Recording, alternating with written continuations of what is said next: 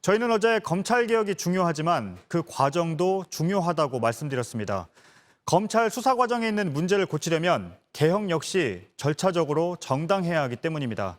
오늘 이와 관련한 두 개의 판단이 나왔습니다. 법원은 검찰총장의 직무정지가 절차적으로 문제가 있다고 결론 내렸습니다.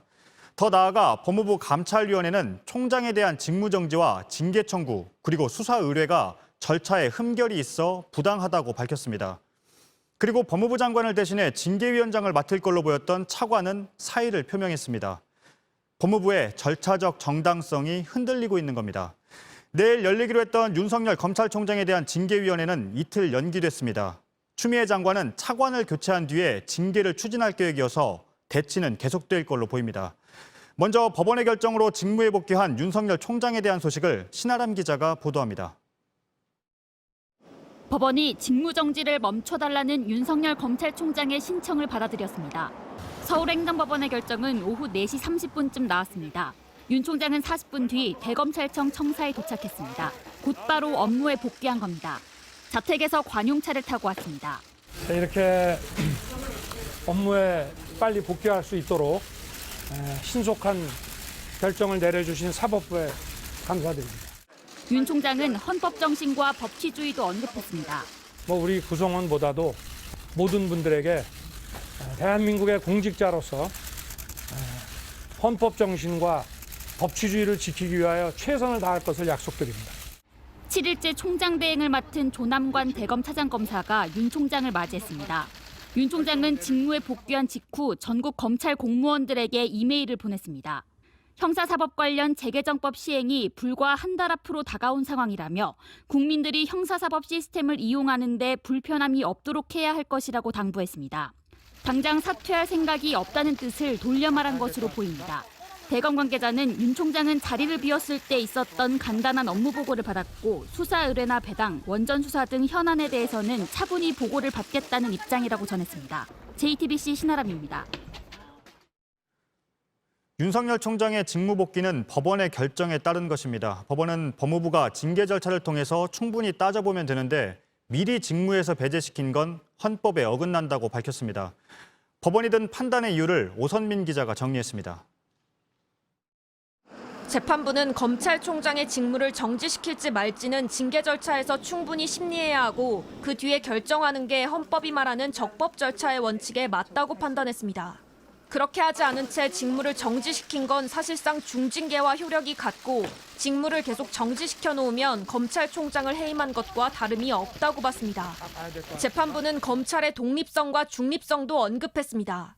이를 보장하기 위해서 총장의 임기를 2년 단임으로 정해놨는데 법무부 장관이 이를 몰각했다고 했고 윤 총장이 직무에서 배제되면서 검찰의 전체적인 운영과 업무에 혼란이 생길 우려가 있다고도 했습니다.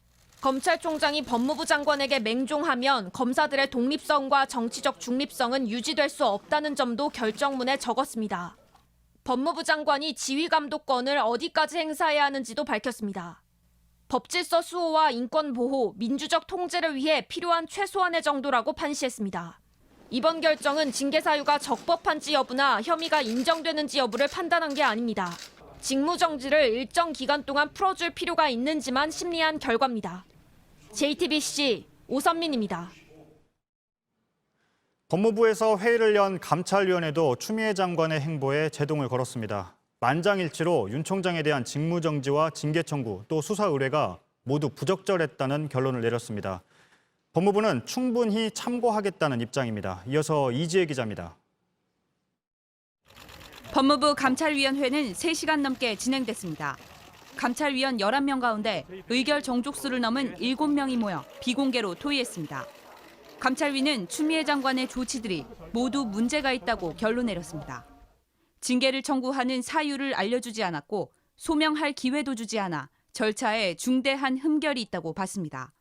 따라서 징계 청구와 직무 배제, 수사 의뢰 처분은 부적정하다고 만장일치로 결정했습니다. 윤 총장에 대한 법리 검토 결과가 일방적으로 삭제됐다고 주장한 감찰관실 소속 이정화 검사와 박은정 감찰 담당관 간의 설전도 벌어졌습니다. 박 담당관은 자신이 삭제하지 않았는데 이 검사가 검사 게시판에 글을 허위로 썼다며 문제 제기했고 이 검사는 박 담당관이 삭제한 것은 아니라면서도 삭제 지시를 했다는 겁니다. 박 담당관은 JTBC에 직무상 의무 위반이라는 취지의 보고서가 이 검사 동의를 받고 작성돼 기록에 편철됐다며 삭제를 지시한 사실도 없다고 주장했습니다. 이 검사는 입장을 물었지만 답하지 않았습니다. 감찰관 패싱 논란 당사자인 류혁 감찰관도 이 자리에서 절차적 문제를 제기했고 박 담당관은 장관이 보안 유지를 지시해 규정 위반이 아니라며 사과를 요구한 걸로 전해졌습니다. 감찰위 결정은 권고에 그칩니다. 하지만 징계위는 그동안 감찰위 권고를 대부분 반영해왔습니다. 법무부는 권고 사항을 충분히 참고하도록 하겠다고 밝혔습니다. JTBC 이지혜입니다.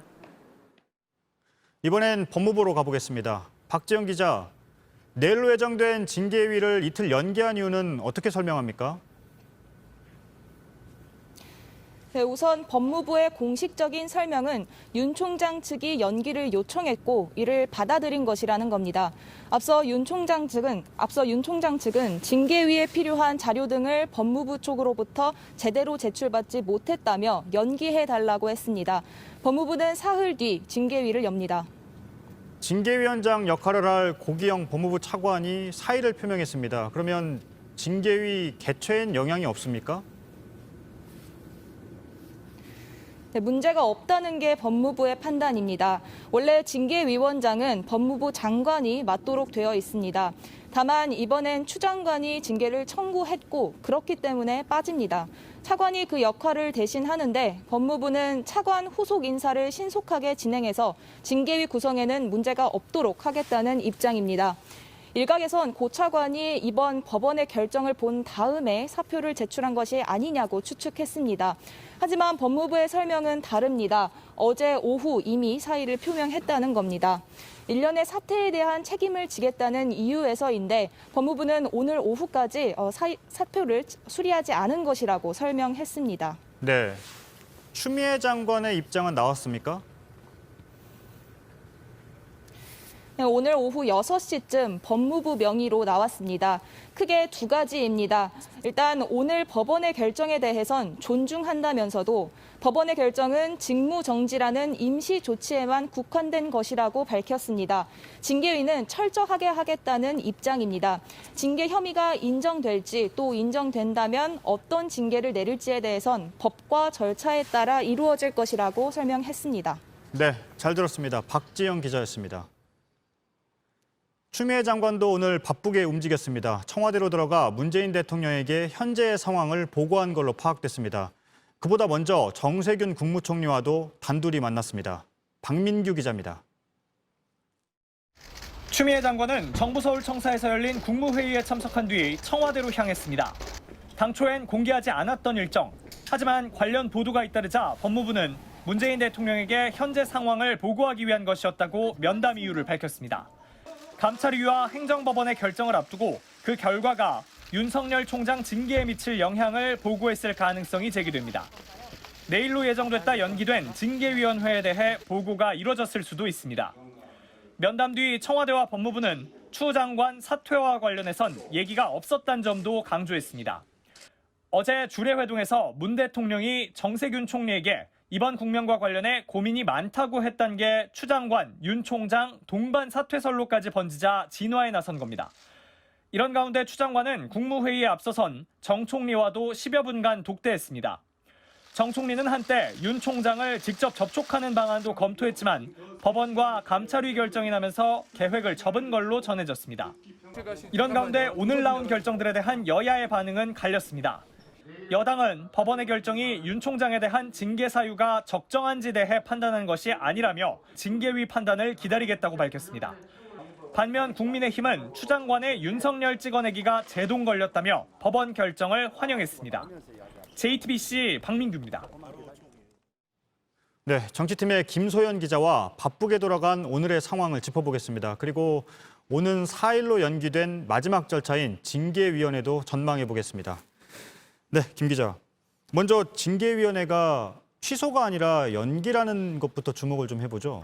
네, 법무부 그러니까 추미애 장관 측에선 오늘 나온 2개의 결정, 그러니까 감찰위원회와 행정법원의 결정에 대해서 모두 윤 총장의 행위에 대한 판단이 아니라 절차적인 문제를 지적했다는 점을 강조했습니다. 여당에서도 이 부분을 강조하면서 징계위까지 가보자는 뜻을 밝혔고요. 결국 징계위에서 윤 총장에 대한 징계를 매듭 짓고 말겠다는 의지를 보인 걸로 해석이 됩니다. 네.